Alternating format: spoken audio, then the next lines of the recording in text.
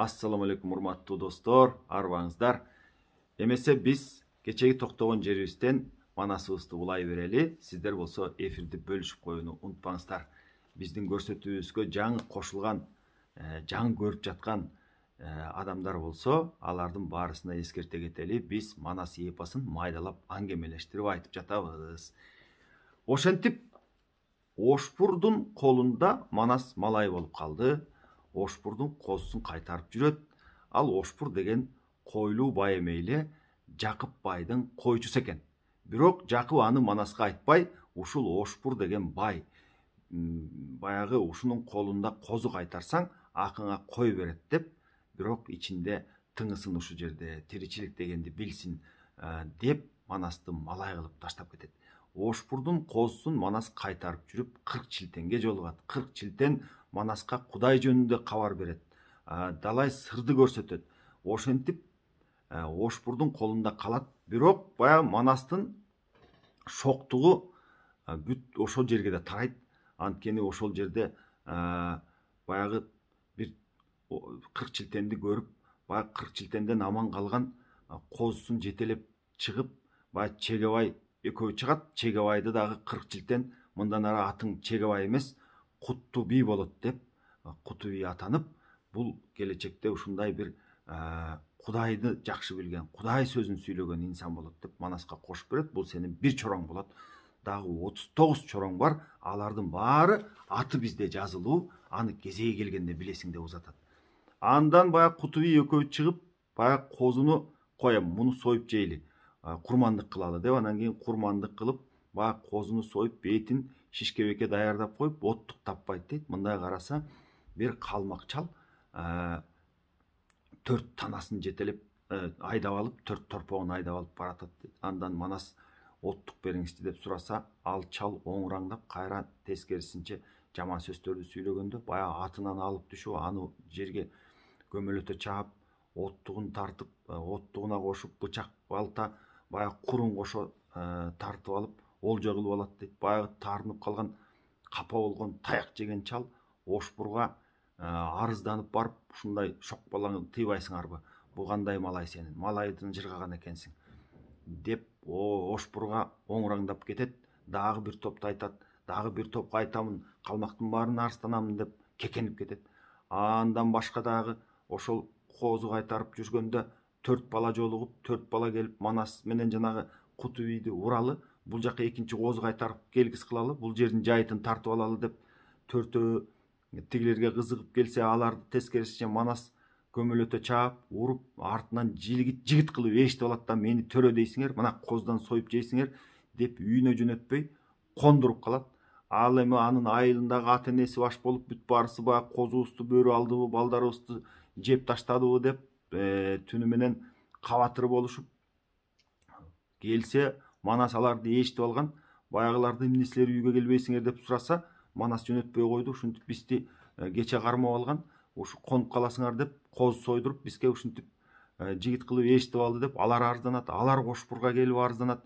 Ошпур анан мунун баарын угуп олтуруп, кой, бул баланы кайра Жакыптын өзүнө бербесем, бул бир нерсенин үстүнөн чыкчудай экен деп, анан кайра Жакыпка барып, Жакыпка айтып, балаң ушундай шок экен, балаңда деги бир мындай тартип деген нерсе жок экен, бул тил албайт экен деп Жакыпка арызданып келет. Жакып болсо анан Манасты алып келмеке Ошпурдун кой жайлаган жайытына барып, ошол жерден Манасты алып келатканда баягы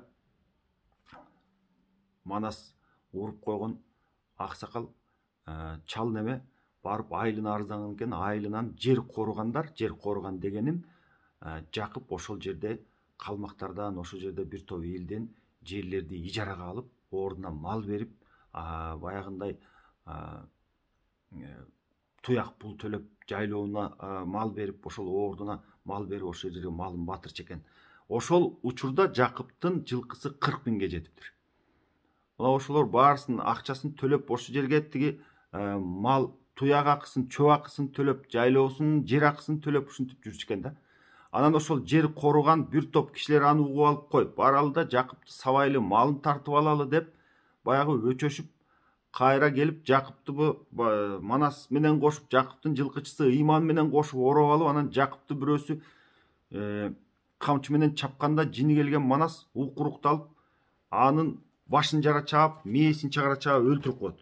Ал ошол өлүп калган неме Кортук деген калмак болгон экен.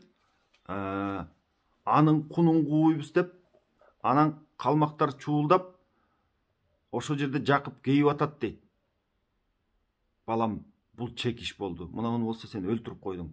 Эми кандай кылабыз? Булар азыр бүт баарысы чогулуп келишсе, бизди талап тоноп кетпейби, элибизди кул кылбайбы деп абдан кайгырганда, Манастагы баягы маанайы чөгүп, баягы 40 жылтен деген бар эле, мени колдойбуз деди эле, менин жанымда болобуз деди эле деп кайгырса, кайгырып көзүн ачса, артында 40 киши турат дейт. Аскер кийимин кийинген, жоо кийимин кийинген, баягы байрактарын желбиретип турат дейт, жылмайышып. Анда Манаска ошол 40 жылтен айтты дейт, көзүңдү жум деди. Көзүн жумса, ушунчалык темир завод кийинген, бүт баарысы баягы темирден завод кийген, эсеп жеткис кол турат дейт. Анын астында алтындан таажы кийген ушундай бир зыңкыйган баатыр турат дейт.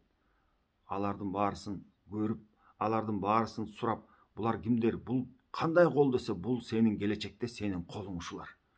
Ал эми бул алтын таажы кийип турган бала ким десе, бул мунун атасы Бай.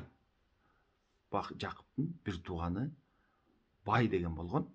Анын уулун сиздер баарыбыз жакшы билебиз, Бакай атабыз. Ошол Бакайды айтып турат дейт, 40 жылтен. Бирок анын баары али алдыда. Анан көзүн ачса, ошол көзүн жумуп 40 жылтен ошонун баарын көргөзүп, анан Кортук, өлүп жаткан Кортукту айтат. Мунун баласы да сенин жакының болот.